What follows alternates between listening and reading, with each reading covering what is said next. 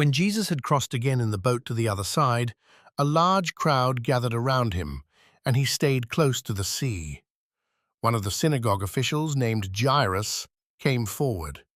Seeing him, he fell at his feet and pleaded earnestly with him, saying, "My daughter is at the point of death. Please come lay your hands on her that she may get well and live." He went off with him, and a large crowd followed him. There was a woman afflicted with hemorrhages for 12 years. She had suffered greatly at the hands of many doctors and had spent all that she had. Yet she was not helped, but only grew worse.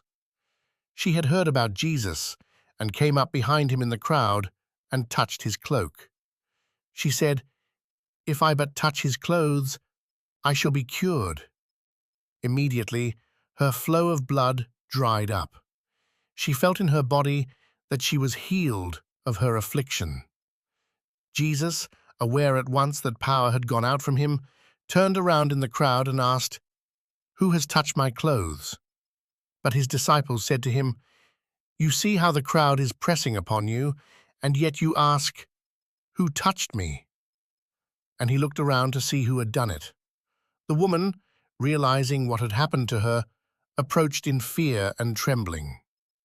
She fell down before Jesus and told him the whole truth. He said to her, "Daughter, your faith has saved you. Go in peace and be cured of your affliction." While he was still speaking, people from the synagogue official's house arrived and said, "Your daughter has died. Why trouble the teacher any longer?" Disregarding the message that was reported, Jesus said to the synagogue official, "Do not be afraid. Just have faith." He did not allow anyone to accompany him inside except Peter, James, and John, the brother of James. When they arrived at the house of the synagogue official, he caught sight of a commotion, people weeping and wailing loudly. So he went in and said to them, "Why this commotion and weeping? The child is not dead, but asleep."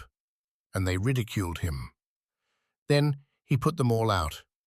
He took along the child's father and mother and those who were with him and entered the room where the child was. He took the child by the hand and said to her, "Talitha koum," which means, "Little girl, I say to you, arise." The girl, a child of 12, arose immediately and walked around. At that, they were utterly astounded. He gave strict orders that no one should know this, and said that she should be given something to eat.